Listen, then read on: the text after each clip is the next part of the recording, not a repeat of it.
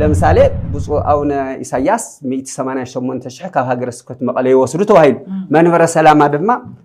በአንስተኛ ንሕና ይንፈልጦይ እስካ ኸዚ 78 ሺህ ቅርሺ እዩ ለሎ ደሞዞም ሙስኡ ተደሚሩ እዩ 168 ሺህ መምህር ገብረስላሴ ወሲዶም ዝበሃለው ናይ ዳ ገብርኤል 58 ሺህ ኣሎ ናይ መንበረ ሰላማ ኣሎ እዚ ተደሚሩ ልዕሊ 300 ሺህ እዩ መምህር ያሬድ መብራህቱ ናይ ተሃገረ ስብከት ዋና ናይ ስብከተ ወንጌል ሓላፍቶ ሃይሎም ልዕሊ 90,000 ደሞዝ ይወስዱ ናይ ቅዱስ ናይ ገብረ መንፈስ ቅዱስ አባ ጋብር ድማ ስራ አስኪያጅ እዮም አው ድማ ልዕሊ 450,000 ይወስዱ እንደገና እዚ አበል ስብከተ ወንጌል ዛ 10 ደቂቃ ለክርስቶስ ለምእመናን ለከምህሩ በአበል እዮም ለምህሩታ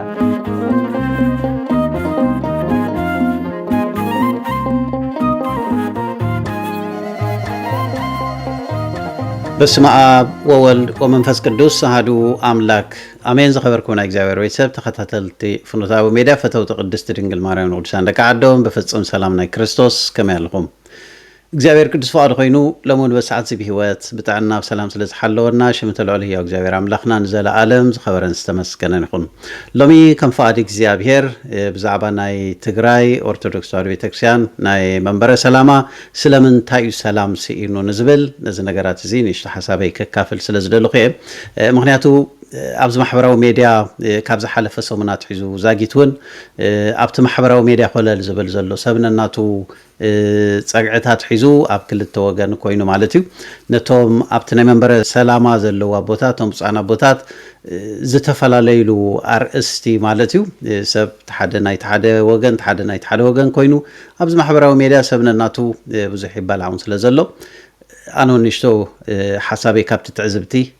تمركي سقبل سلازدلو خيه مالتي بمجمرتها كم زي عينة نجار محبراو ميديا وريدو نهز بزخفافل مقاب درجة ناي بيتكسيان بوتات مالتيو أب كم زي درجة بصح بتعم زحزني مالتي معناته تي زقوسله زحازنه زتوقع زدخمه حزبي بزح متصنن عن منفساوي مورال نابزد ليو وانجيل كسفح كعبي ابزد ليو أب كم زي نجارات أب نحد كا متقع انتاي نحن بلوتي بفلايت جلا على زوت مالتيو كم زي قطيا قاليو تقن اللي خاطر بلو مالتنا حد حدو حجنا من تايتي تقنتات زبال نعملت تحد حساوي انت دايلو تحدا أنا قنعي أنت دايلو بو حدث حدا سب قنع له مالتي وي حدا أكل قنع له مالتي كلتي حساوي وي كلتي قنع خون هاي كلنا ببينو ጫፍ ሒዙ ማለት እዩ ሕጂ እዚ እንታይ ማለት እቲ ከምዚ ዓይነት ነገር ካብ ጻና ቦታት ፍላይ ካብ መራሕቲ ቤተክርስቲያን ካልኦት አገልገልትን ኣብ ከምዚ ኮረድ ኮሎ ይሕዝኒ ማለት ግን እቲ ዋና ነገር ኣነ እንታይ ተመከለ ጳጳስ ኩን አለው ተመከለ ጳጳስ ወይ ቶም ጻና ቦታት ያቶም ከምዚ ያለው ኢልካ ነተሓደ ዘይኮነ እቲ ወሪዱ ዘሎ እቲ አጀንዳ እንታይ እዩ እቲ መፍትሒ እንታይ እንገብር ኣለና ኣብዚ ነገራት እዚ ዘተኮረ ብፍላይ ቶም ጻና ቦታት ማለት መራሕቲ ናይ መንበረ ሰላማ ብፍላይ ጻና ቦታት ኣብ ደገና ውሽጥን ዘለው ኮፊሎም አኼባ ገይሮም ነዚ ነገራት እዚ ኣብሲሎም እንታይ ኢና ንኸውን ዘለና ናበይና ንኸይድ ዘለና ንህዝቢ እንታይ ኢና ንርኢ ዘለና ኢሎም ስኽን ኢሎም ህድእ ኢሎም ብስለት ብዘለዎ ጉባኤ ንህዝቢ ብጽቡቕ መንገዲ እንተዝመጽኦ ዝበለጸ ማለት እዩ ካብኡ ሓሊፉ ግን ጎይታና ኢየሱስ ክርስቶስ እንታይ ኢሉ ኣብ ወንጌል ማርቆስ ምዕራፍ 3 ንሓድ ሕዳት ተፈላለየት መንግስቲ ክትቀውም ኣይትኽእልን እያ ይዝብል ስለዚ ሓንቲ መንግስቲ ንሓድ ሕዱ እንተደኣ ተፈላለዩ ንሓድ ሕዱ እንተደኣ ተማናጭቱ እቲ መንግስቲ ከም መንግስቲ ክቅፅል ኣይክእልን ማለት እዩ ስለዚ ብተመሳሳሊ መንገዲ ኣብቲ መንፈሳዊ መንግስቲ ወይ ኣብቲ መንፈሳዊ ምምሕዳር እውን ብተመሳሳሊ መንገዲ ሓንቲ ናይ መቐለ ሃገረ ስብከት ዘለው ካብኦም ወከልቲ ናይቲ ህዝቢ ንዝኾኑ ንሳቶም ዝዛረቦ ወይ ንሳቶም ተዘቅርቦ ጭብጥታት ኢሎም ዘቅረቦ ሰነዳት ንሱ ኣነ ዝያዳ ትኩረት ስሕብል ማለት እዩ እቲ መሰረታዊ ነገር እዚ መፈላለይ ካብቲ ዝተውዓልኮ ወይ ዝተዓዘብክዎ ኣብ ጉዳይ ወንጌል ወይ ኣብ ጉዳይ ናይ ዶግማቲክ ዝኾነ ነገር ኣብኡ ዘይኮነ ዘከራክር ዘፈላለ ዘሎ ጉዳይ ምስ ገንዘብ ዝተተሓሓዘ ምስ ምሕደራዊ መዋቕራት ስራሓት ምስ ስልጣናት ምስ ከምኡ ዝተተሓሓዘ ነገር እዩ ማለት እዩ እዚ ድማ ብጣዕሚ ሓደገኛ ብፍላይ ምስ ገንዘብ ዝተተሓሓዘ ነገር ከምዚ ጎይታና ኢየሱስ ክርስቶስ እንታይ ዝብለና ገንዘብ ንኽልተ ጎይተት ክትግዝኡ ትኽእሉን ኢኹም ዝብለና ናይ ገንዘብ ሓደገኛነት ክገልጽ ከሎ ማለት እዩ ምክንያቱ ገንዘብ ክንግልገለሉ እምበር ከነገልግሎ እንተዳ ጀሚርና ብጣዕሚ ሓደገኛ እዩ ማለት እዩ ንኽልተ ጎይተት ክትግዝኡ ኣይትኽእሉን ኢኹም ኢልና እዩ ገንዘብ ስር ኩሉ ክፋእ ሓጢኣት እዩ ስር ኩሉ ሓጢኣት ስር ኩሉ ክፍኣት ዘበለ ኢልና እዩ ቅዱስ ጳውሎስ ማለት እዩ እቲ ነዚ መንበረ ሰላማ ዘናግዖ ዘለውን ሓደ ካብቶም ነገራት ካብቶም ኣጀንዳታት ተላዒሎም ዘለው ጉዳይ ገንዘብ ጉዳይ ደብሆዚ ማለት እዩ ፍላይ ገለገለ ጳጳሳት 180,000 ወይ ገለገለ ካብቶም አገልገልቲ ናይ ካይት ስራሓት 170,000 ዝወስዱ ተዳ ኮይኖም መኸዓ ናይ ስልጣን ምግባት እንተዳ ኣሎ ኮይኑ ኣብ ዝተፈላለዩ ጽፍሕታት ኮይኖም ብክልተ ብሰለስተ መሓውራት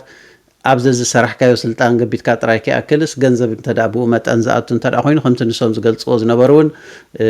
ክሳብ 300,000 ዝወስድ ሰብ ናብ ወርሒ ጉዳሚ ክሳብ ክንዲዚ ዝኣክል እንተዳ ይዝመታልዩ ወይ ድማ ይውሰተልዩ እዚ ዘመተ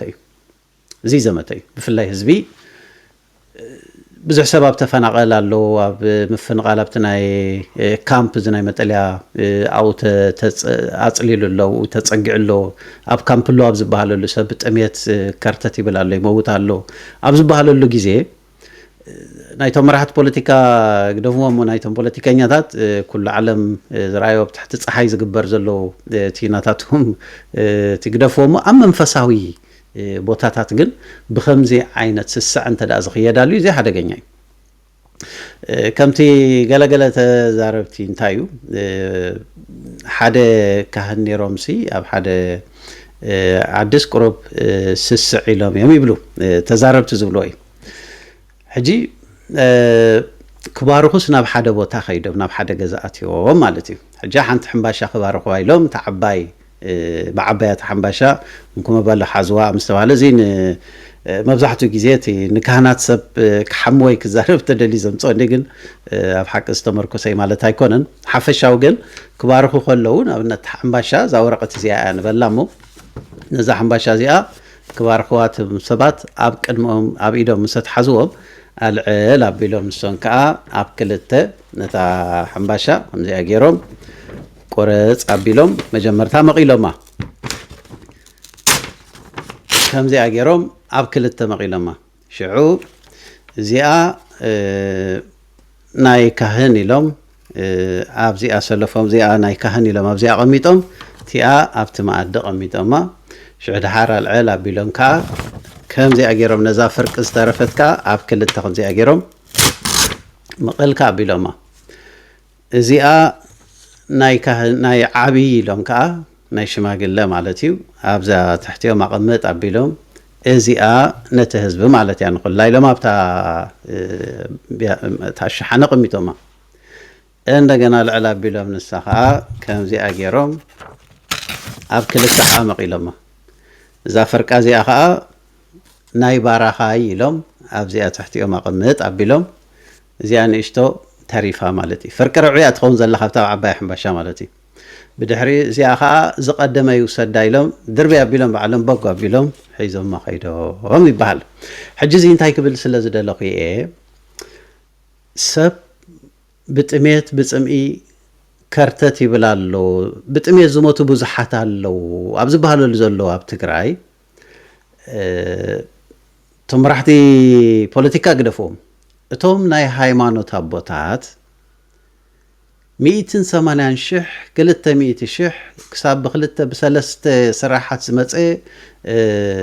لعل 300 لعل كباب 300 شح زوسد انت دا خوينا اب ورحي ازي زمتي بفلاي اتوم ناي محبر مؤمنان زخونو كابتن وكلتي ابتي مستبيته كانت كوينوم زسرحو نصوم زغلصو زنبرو تناتوم دمصي كنسمعو اينا مالتيو نصوم زغلصو زنبرو بفلاي قاليوم ليقاونتي ابوتات ناي بيته كريستيان ممهران قاليوم ليسترو كوينوم ጫማ ወልዊሎም ገዛኦም ሓዳሮም ዘናብሩ እንዳሃለው ገሊያቶም ካብ ቤተ ክርስቲያን ተዝግቦኦም ስለ ዘይተዋህቡ ማለት እዩ ገሊኦም አይነ ስውራት ኮይኖም ግን አበይት መማህራን ኮይኖም ግን ዝገብርዎ ነገር ስለ ዘየለ በቃ ሰፊዮም ወይ ዝማ እዚ መሽረፈት ሰፊዮም ደቆም እንዳሓገዙም አይነ ስውራት አቦታት ማለት እዩ አንስቲ አብደገ ኸይደን እንዳሸጣ በዚ ነገር እዚ ንስድሮም ዘመሓድሩ ገሊኦም መንበር ገዛ ሲኖም ኣብ መቃብራት ዝድቅሱ አገልገልት ቤተክርስቲያን ገሊኦም በዚ ነገራት እዚ ነገልግሎት ፍላይ ሓደ ዲያቆን ኣብ ማሕበራዊ ሚድያ ወፂኡ ዝዛረቦ ዝነበረ ሓደ ግዜ አገልግሎት ንኸተገልግል ሲ ዲያቆን ኮይኑስ ጉቦ ክትከፈል ኣለካ ዛ ዓይነቱ መግለጽ ዝህቦ ዝነበረ ወይ ድማ ዝዛረቦ ዝነበረ ሓሳብ እዚ ብጣዕሚ ዘሕዝኒ ማለት እዩ ብዙሕ ከአገልጋል ኮይኑ ንዓዲ ዓረብን ናብ ካሊን ሽሙ ቀይሩ ክርስቲያን ናይ ክርስቲያን አቦ ኮይኑስ ብድሕሪኡ ናቱ ሽሙ ቀይሩ ንኽነብር ክብል ናብዚ ነገራት እዚ ንኽወርድ ምኽንያት ዝኾነው ዝጸገማት እዚ ናይ ገንዘብ ሕጽረት እንዳሃለወ መራሕቲ ሃይማኖት ኮይኖም ክልተ ሰለስተ ቦታታት ሒዞም ሙኻ ዘይተኣደነ ገንዘብ ዝሽምጥጥዎ ወይ ዘብሎ እንተዳልዮም ንቤተ ክርስቲያን ይብሕጉጉ ኣለው ከም ባል ሓሊፉ ከሊወል ሓንቲ ነገር ትብሎ ነገር የለን ቤተ ክርስቲያን ሲ ይብሕጉጉ ኣለው በቃ ስለዚ መጀመርታ ናብትናቶም ድምጽ ከሕልፈኩምሞ ጽኒልና ንስማዓዩ ተመሊሱ መጻብኩም አዲስ አበባ ሲኖዶስ ለሃለ ዶሞዝ ካህናት ክውሰኹም ተኾይኑ መን ይዘጽድቆ አታዊኡ ተራእዩ ሁኔታ ተራእዩ ዶሞዝ ንውስኸለና ተዋሂሉ ላብ ጠቅላይ ቤተ ክህነት ይኸድሞ ጸዲቁ ይመጽእ ወረቀት ደብዳቤ ይበጽሖ 10000 ዝነበረ 15000 ኮይንልካ ተዋሂሉ እዩ እዚኦም ኩሎም ዞም 300 200 150 180 ዝወስዱ ግን ደብዳቤውን የውሎምን መንበረ ሰላም አይፈልጠይ ዘጽድቆ ሰብ የለይ ስቁይልካ ማዕልቲ ምውሳኽ እዩ ባዕልኻ በወነንካ እዩ بفيستالات خافل خموسادي بقى معلتاوي هم أتوتو هم زعود جني الغي لما معلتي ميكائيل تخوينس كلانه مرت تخوينس هندي أتيو هم زعود خافر حز خام قرابيو إذا منينا نبلزد لنا هاجر سبكت مقالة دم أفتوش تزلوا لعل إسرائيل 4 بيت سبيهم عليه تاويان يوم دم زياتو عليه يوم حد عين زرن حد عليه زر يوم حد أبقى حد هاجر سبكت تشيموس كاو خالي موت يزقصر يلن عليتو طرحيو ناتو عليتو افت بيت كريستيان زاتو كمان موت يابي عدخا ندحلهم له بدا خوينون ገንዘብ خزما تعدخ قريس لا ገንዘብ يتغير مالتي خمزار سمعه ينبر فتح نغس تيك توكر لا تناغر نبر ገንዘብ خافيلس اي قدسي እዚ ሁሉ መምህር ሊቅ ለሊቃውንቲ ጫማል ጾርጉን ያው በአቀርባ ጊዜ በካሜራ ቀሪጽና ህነቆሮሚና ጫማል ጾርጉስ ና ቡሊ ና ሐዲስ ና ቅኔ ና ያቋቋም መምህር አራት አይና ቡሊያት ጫማል ጾርጉን ያው አንሶላልን ጽፉን ያው ባጃጅ ለሐጹን ያው ሓደ ቅድም መቅሪብና ያው ነርና ሚዲያ የንታ ኤልያስ ልባል መምህር አቋቋም ያው አው ጎንደር ሙል ዕድሚኦም ለነበሩ አይነ ስውር ያው ባቋቋም ተጠያቅ መምህር ያው ካፍተ ቤተ ክርስቲያን አብዳ ሚካኤል ለ10 ዓመት አገልግሎም ብናጻ تسفى مسقرص مسدوريوم عليه زمد سلاليخون مشرفت يسرحو ريخيات خوين خفت مدياس بمشرفت اين سوريوم زستتان استنجرا لو صالو እሱ ሐመገር መንፈስ ቅዱስ ሐምለ በራ ሐምዚ አገሩም ላሰፈዩ ደቆመለው ሳተን ላዘራዛ ባልት ገዛም ላሸጥ ይቀለው ሓደ መምህር ላብ ሚዲያ ለቀረብና የነይሩ አመቃብር ውሽጢ ዝዳመድሃኒ ዓለምስ አመቃብር ውሽጢ አፍቲ ዝጫነ እንዲያም ትኩስ ሬሳ ሞይቱስ ክንቀርጾ ምስኸድናስ አፍቲ ውሽጥስ ትኩስ ሬሳ አትዩ ላብል ሓድሮ ለይሉ አብ አልጋ በዚ ሬሳ ተገዝ ተሃዲሙ እንዲዩ አልጋለው አንሐና ሸቲትና በቃ حمجير خفزي تنبر لا ويمه نبر أين سوريا زمد يبلي مهوريا عندنا لو كولج اللي كأتلك مهارون أفتا كولج إذا كولج زي أخذي ساتهم ما هيتم زي جور لها جرس فكت مقالة لافتا كولج كأتوي خليسة أفتا كولج ناتاتهم عالية بيتسب زخنا ما هيتم يجبر أفتا كولج مرة ودي أقطع لا بسرحيلي يبان تخالي بدليات لافتا كولج بداو على الجنزة وخافيل المهارجن تما هيرو لا ولسترويو هندي عد عرب خيدون الموتلي كاونت ممران يونا يدقوا ممران ناقوق ممران أبحر طلعوا هذا سلستم يتشحكوا وسن هذا سلسة سلطان كحز رأيهم ما هذا سي نايت أويا محضر لبعلو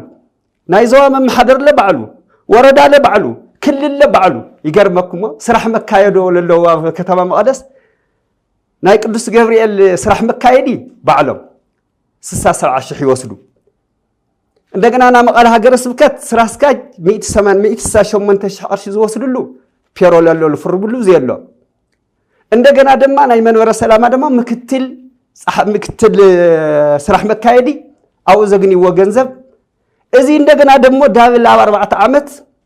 نا 4 عامت نا 4 عامت 4 جزيس كابدا جبريل دابل 8 الوصل تخوينهم 160 دابل أبزي 188 شح الوصل تخوينهم دابل عندنا إذا يوم أزل لو 4 بيتسب لبلا كل له إسرار 4 بيتسب لصرح هو صرح يقولهمي أفت بيتكنت من الوقت أبنا منجستي جورنا منستر أنا منستر ويم دوم أنت اللي بهالنيو إذا عمل من صرح هو أنا قريب الله تابيته كريستيان حنت مصحف بس يعني حتى تقداسي حنتيا ساعاتها فلوتيا فيزيكسي ولا كيمستري بالله مكنياتو أجلجلوتاس كلهم حدا يوم لجلجلو توم هارو ممهران ليك أو أنت دومازهم هنديين 3 شعيان لأبنت خيدة تطيقي دامد هاني علم اللو ينتاكنا فرقز بحالو 580 تمهارو اللو ما فتقدمي 580 تمهاري إذا يوم دومازهم بيتكنا 3 شهر شيء إذا يوم دما 13 عامة لجلجلو ليك أو أنت بيا بيتكسان للو ممهران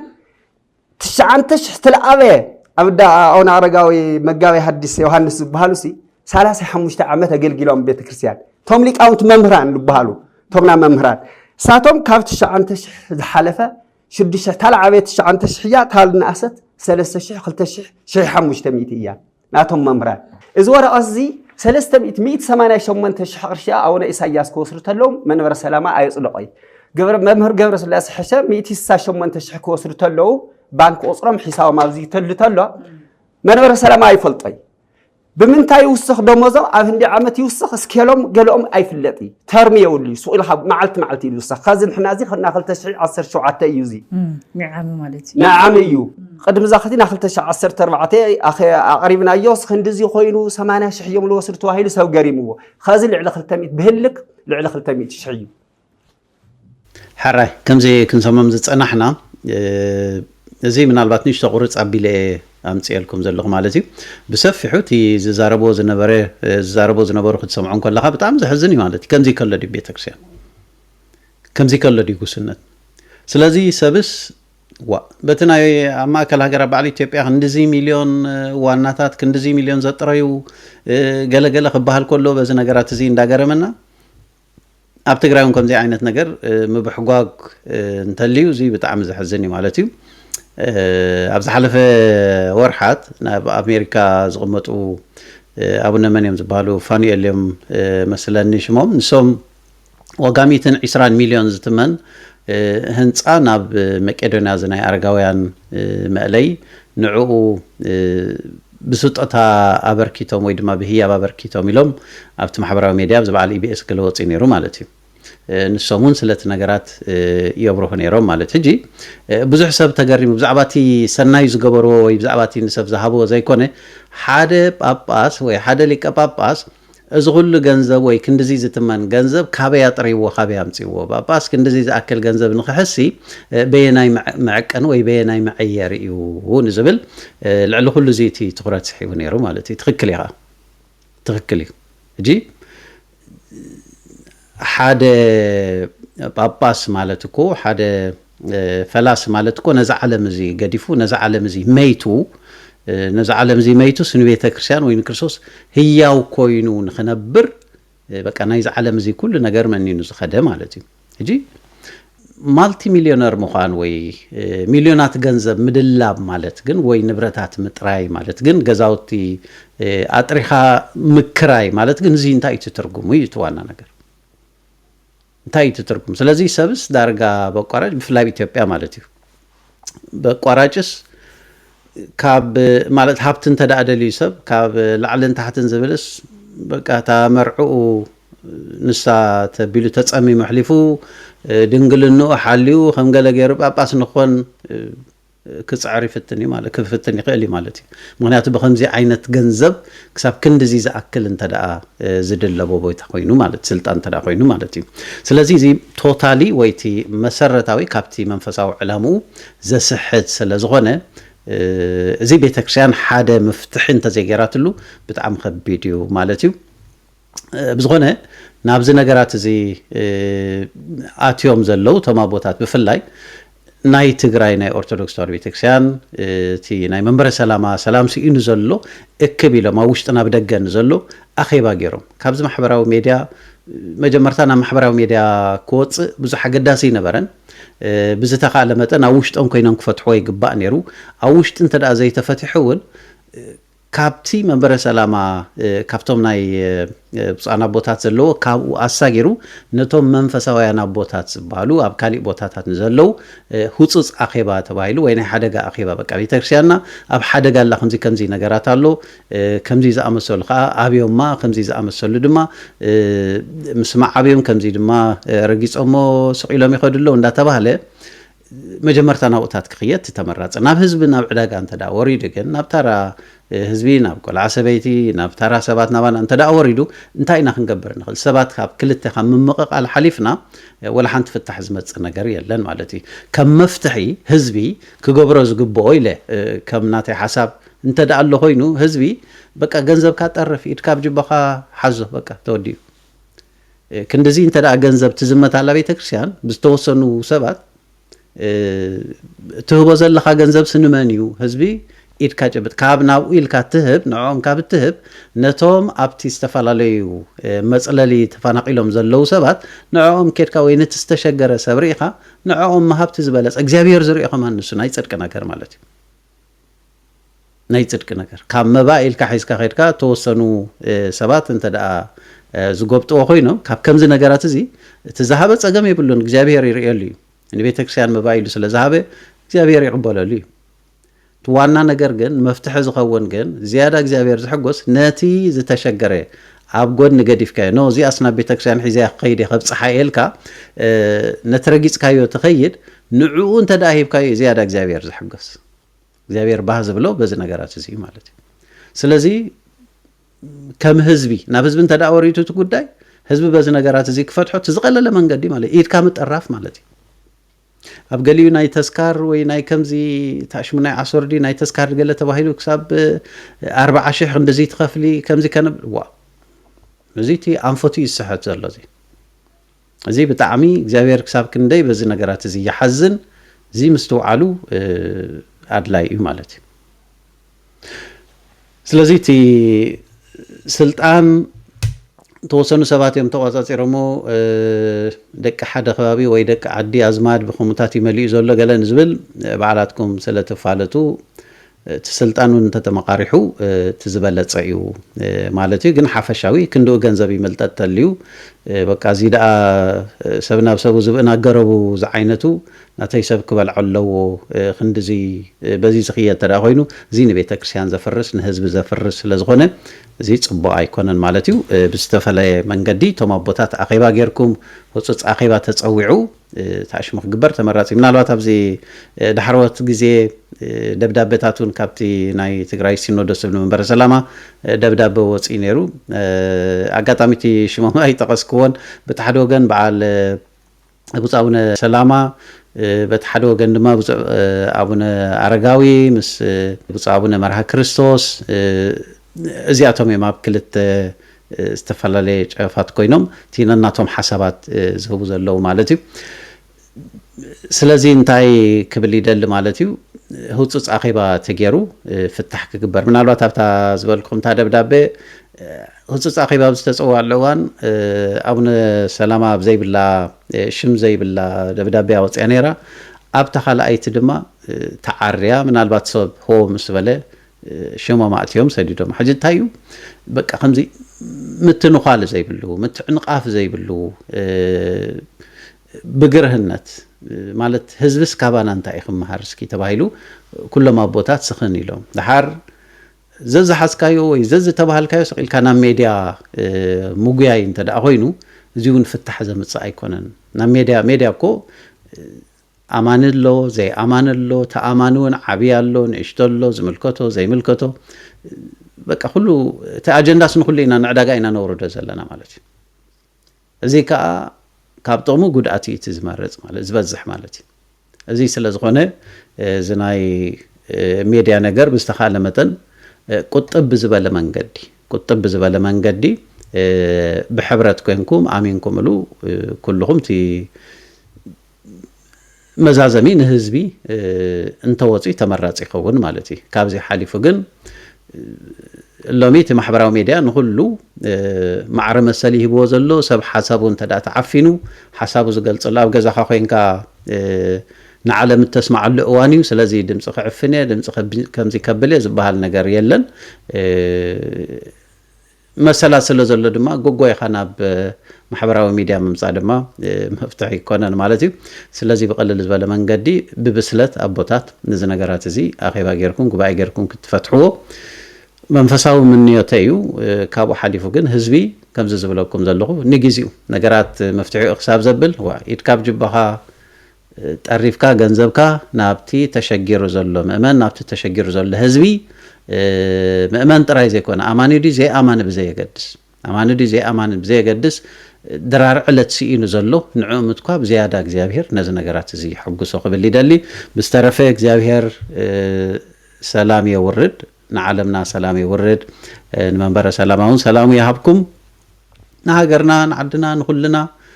ዝኩሉ ዝናይ ኩናት ደመና ምንጥልጣል ዘሎ ዝናይ ኤርትራ ትግራይ ናይ ኢትዮጵያ ኣምላኽ ነቲ ናይ ኩናት ደመና ቀንጢጡ ኩሉ ናብ ሰላም ንፍቅሪ ናብ ሓድነት ዘምፃሉ ዘመን ገብረልና ቅዱስ ፍቃድ ኣምላኽና ይኹነልና ስለ ዝነበረና ግዜ እግዚኣብሔር ዝኸበረን ዝተመስገነን ይኹን ፀጋ ጎይታና መድሓኒና ኢየሱስ ክርስቶስን ፍቅሪ ኣምላኽን ሕብረት መንፈስ ቅዱስን ምስ ኩልና ይኹን ፍኖተ ኣበው ሚድያ ሓደሽቲ ዘበልኩን ቀፃሊ ዝወፅእ መልእኽቲ ንምክትታል ሳብስክራይብ ብምግባር ቤተሰብ ኩኑ ነዚ መልእኽቲ እዚ ድማ ሸር ምግባር ኣይትረስዑ